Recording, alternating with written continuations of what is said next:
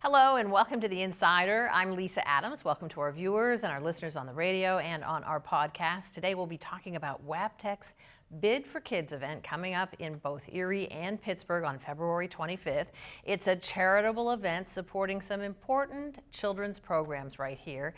It's also a way that the company gets young employees in its leadership program really plugged in and connected with the community. So my guests to talk about all of this today are two of Wabtec's leadership team members and part of the committee organizing Bid for Kids this year, Alexis Fish, Wabtec lead operations and item donations chair for the event this year, and Noah Cardella, a Wabtec lead from the engineering program, who will be one of the auctioneers at Bid for Kids this year. Bid for Kids, welcome to both of you. Well, first of all, tell us what this lead program is about and what each of you do at Wabtec. Why don't we start with you, Alexis? Yeah, so the lead program from the operations standpoint, it is a 2-year program and we do 4 6-month rotations during that. So as an operations member, we have to be a supervisor in some sort of materials role as well as a technical role. And then we also do have a choice role as well. So get a lot of different experiences throughout those 2 years to really promote leadership and development quickly. So the company has hired you because they see your potential, but this gives them a chance to see where you do best or maybe what you like to do best as well? Yeah, it's a little bit of career discovery for ourselves, but also for Wabtec to fine-tune those skills that we learned through college as well. And it's kind of an honor to be in the program? Yeah, absolutely. It's definitely a great program. I know that the company really prides themselves on the talent that they're able to get from universities all across the country. So awesome. Tell us a little bit about what you do, Noah. So I'm on the engineering side. It's very similar to what operations does. We do 4 6-month rotations over the span of 2 years. And this time, at least in our program, we're just focused mainly on product development and research. Kind of different from operations. We don't have necessarily select roles we have to do, but we do have to, do like a design role, a testing role, and then usually something that has to do kind of like with data analytics in the background. So how does getting involved with Bids for Kids, I mean, I understand it's really expected when you're in the lead program, so how does that help you get to know the other people in the lead program and get plugged into the community? Yeah, it's a great opportunity for networking, definitely.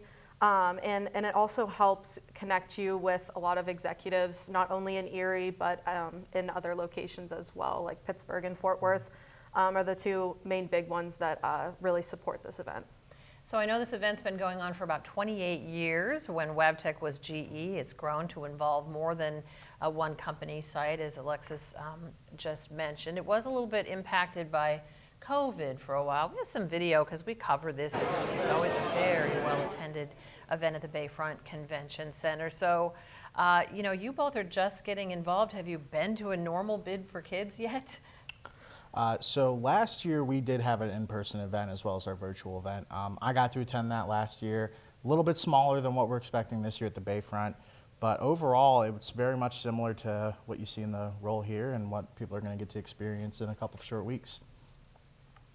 And this, again, was impacted by COVID. It had to be virtual for a while, but we can see really how well attended it is. And I understand over the years it's raised over $2.25 million.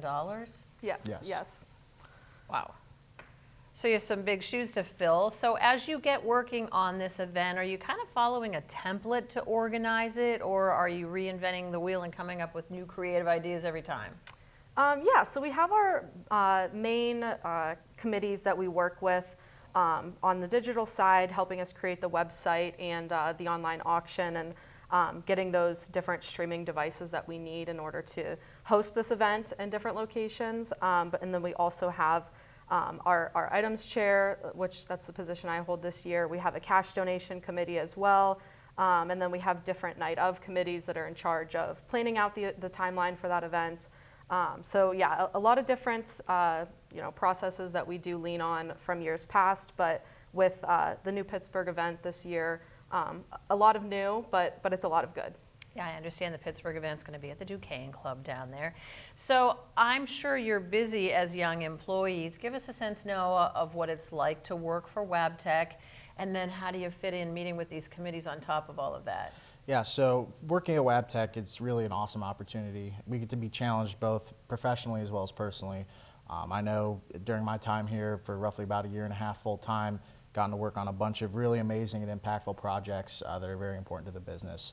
As far as fitting in bids for kids into our engineering or in your case operations schedule, a lot of our managers, they understand that this is a big priority for us as part of LEAD program, and we just pretty much make it work. I know that we can shuffle meetings around and set time aside to really work on this program because again, it is very important to our company and to us LEAD members. And have you been training to do auctioneering? A little bit of practice at home in the mirror, but no, I'm gonna kind of just go up there and wing it. So. All right, well, when we come back, we're going to talk about the charities that Bid for Kids is raising money for and how much Bid for Kids has really helped over the years. Stay with us.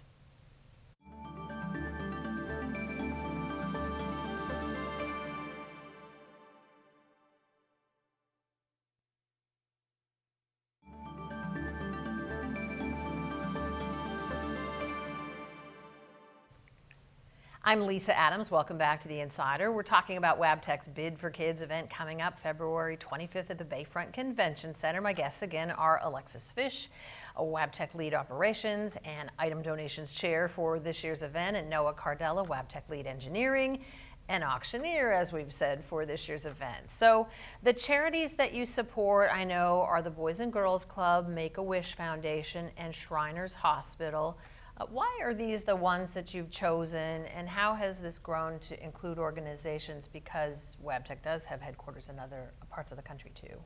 Yeah, this started in the GE world as we used to know it. So that originated in Erie, and that's how we pulled Shriners and these other organizations into it, was because they were local here and supporting a lot of kids in this area. So we started there, and then as we've expanded into Wabtec and expanded our event, we've included Western Pennsylvania Boys and Girls Club, as well as some other local organizations to some of our other facilities and different pre-events. But it's all kid-based, right? Yes, yes. Correct. So how does that make you guys feel? I mean, when all is said and done, and you can make those check presentations to the organizations, and in the news team here we have covered those events, so we have they're big checks. So this must be pretty rewarding. Yeah, it definitely is, especially at the event we'll bring some of the kids to the event from Shriners, from Make-A-Wish and Boys and Girls Club. So it's always really nice to see the people that we're positively impacting through this event. And it's nice to know that the money not only is going to help kids in our community, but it's also helping to make their lives a little bit better too in the long run. So who's your overall chair for Bid for Kids this year, and does she have contact with these organizations to know what they need most, or once you give them the check, they decide how to best utilize that?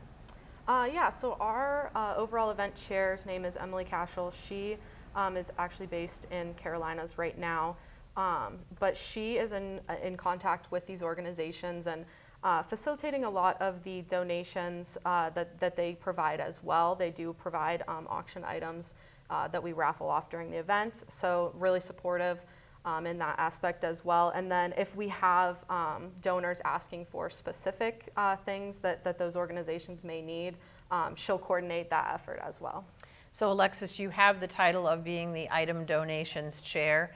How big of a job is that, and how does it make you and your committee reach out to the committee to make the ask? That takes some skill. Yes, it definitely takes a big group effort. We start most of our donations within the internal Wabtec community.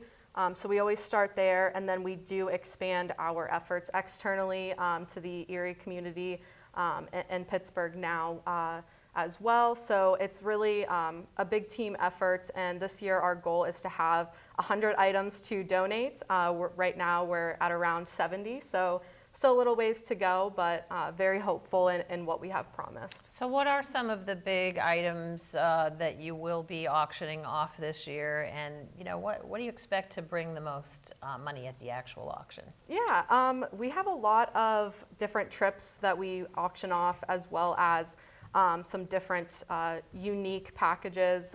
Some of them our larger items such as canoes. Some of them are some neat coolers that we can find in the area.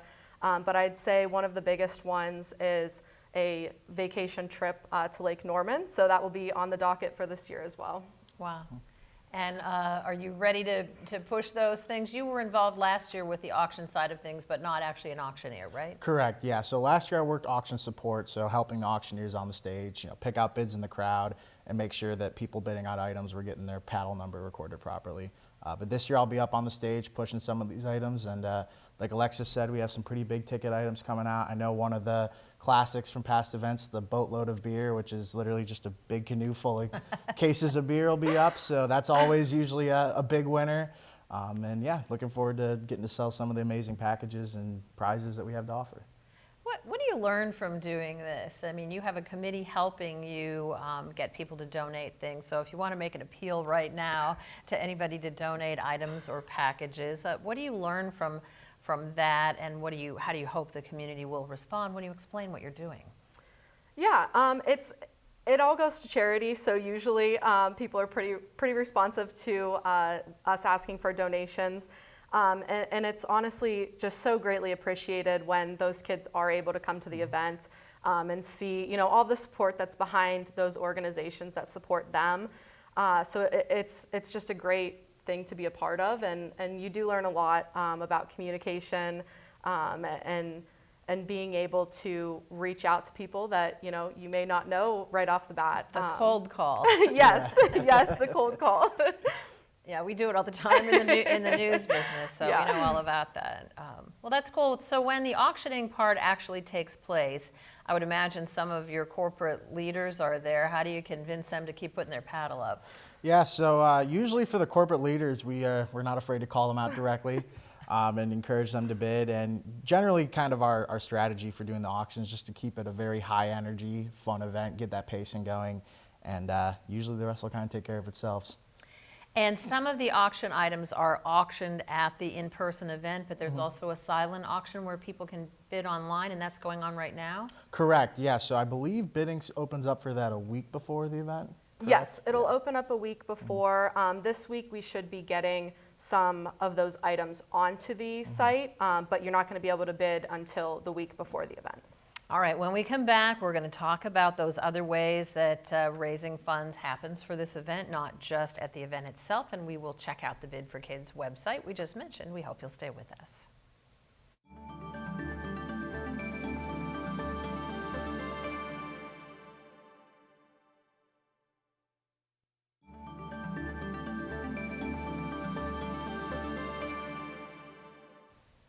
I'm Lisa Adams. Welcome back again to The Insider. We're talking about Bid for Kids, February 25th at the Bayfront Convention Center with my guests, Alexis Fish, Lead Operations and Item Donations Chair, and Noah Cardella, Lead Engineering and Auctioneer, about to be an auctioneer, that is. So even though the Bid for Kids Gala itself is really the big event, the main event, the fundraiser, there are other ways that you are raising funds, and I know one of those has to do with making donations to Pi, a company executive.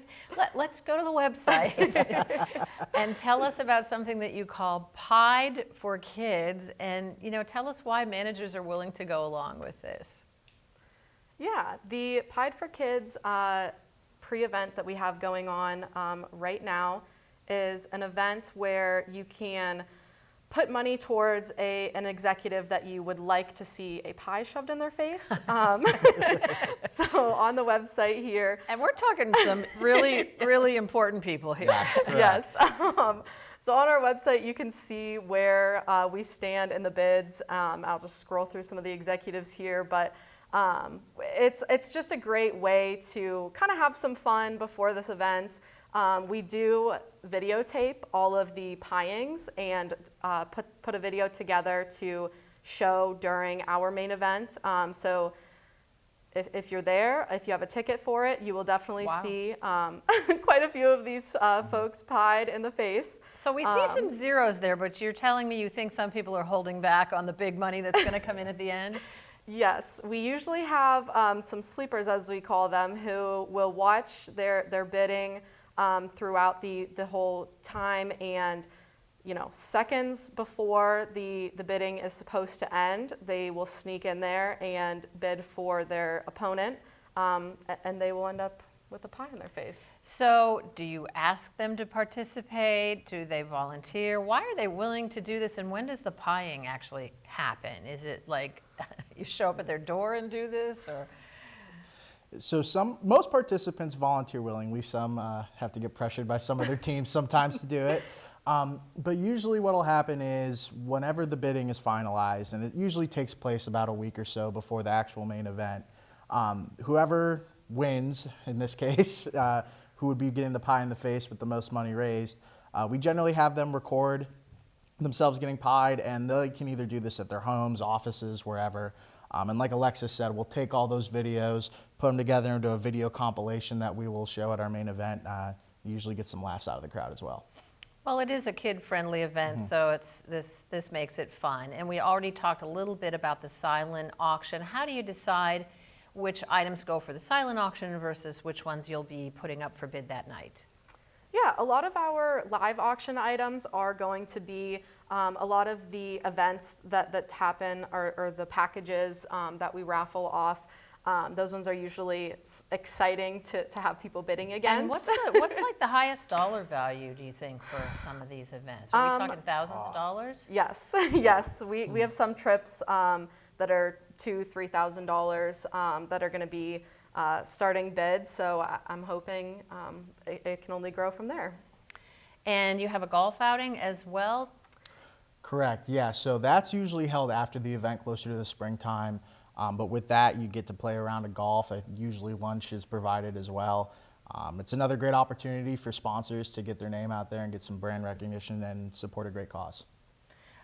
So do you have a lot of sponsors in the Erie community? Are you getting new ones every year? And I mean, it's been no secret, a tough time economically, but Erie's charitable spirit is unbelievable, and certainly with these organizations, they're organizations that many sponsors may be already connected with in some way. Yeah, we do have a lot of repeat donors in the area who are very familiar with the event. And we do have a lot of new outreach that we're doing this year as well, and that's only been very responsive and a very positive thing. So we couldn't be more thankful. If somebody sees the program and they say, "Oh, I hope it's not too late, I would like to donate something to be auctioned," what's the best way that they can reach out to you? Yeah, I'll just reach out to my email. It'll be my first name dot last name at Wabtec, and I'll definitely reach out and get a hold of you. Are you placing any bets on who will make the most money to be pied? I don't know. Usually Greg Sabraco is able to raise a decent amount of money with his pieing, so hopefully we'll see if he's in the top runners this year. Well, he certainly is 100% behind the event. We've seen him there when the checks are presented. So, all right, pretty exciting stuff. When we come back, we're going to talk about tickets for Bid for Kids and how you can attend or donate online anytime. We hope you'll stay with us.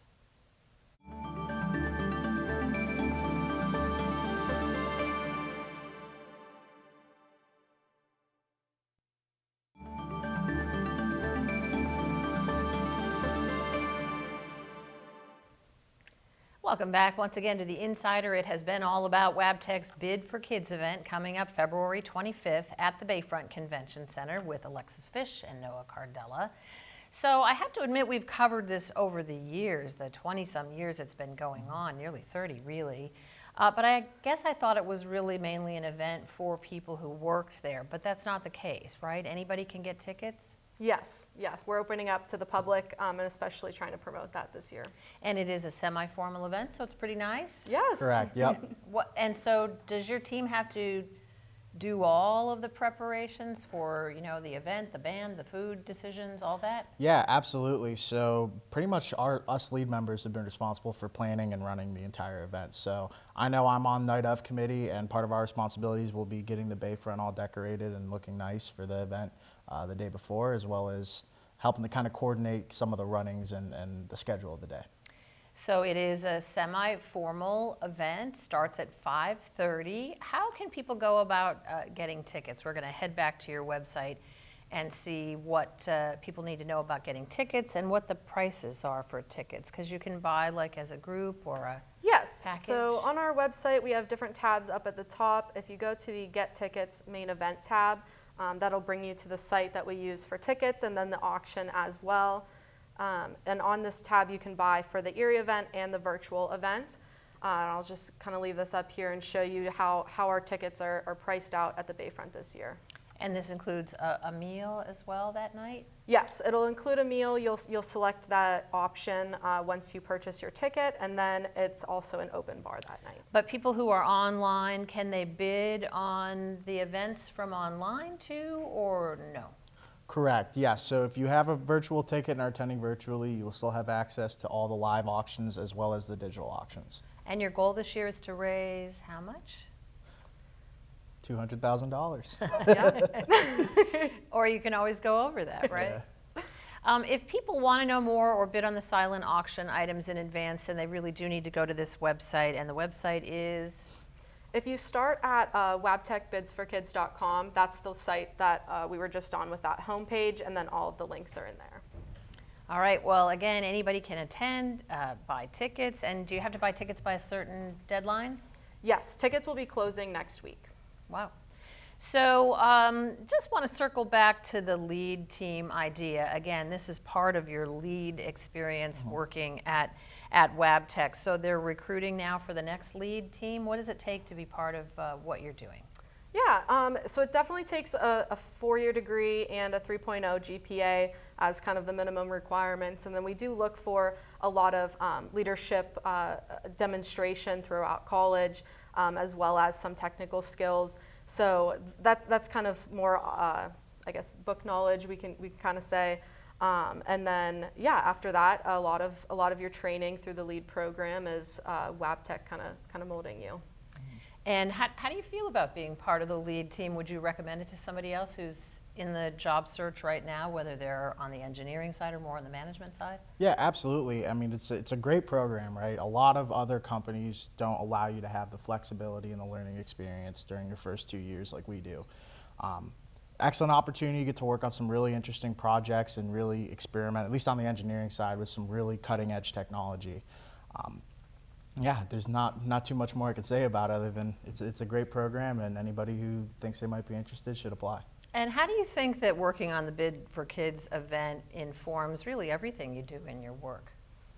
Yeah, it really helps with kind of those like softer skills that we try to grow throughout the program as well, whether it be different time management skills or communication and sort of teamwork as well. And rallying your committee to do what they're supposed to do? Yes, yes. And if they don't, what happens? If they don't, I will not stop calling them. All right, so we are down to the last minute. Again, the event is coming up on February 25th at 5:30 at the Bayfront Convention Center. And if you want to get tickets, you better not waste any time. Nope. And again, if you're interested in donating an auction item, you need to reach out to Alexis Fish as well. Well, Alexis and Noah, thanks so much for being with us and letting us know more about this event and how you can get involved. As always, if you have an idea for us to explore on The Insider, just email me at ladams@erienewsnow.com and join us again next time for The Insider.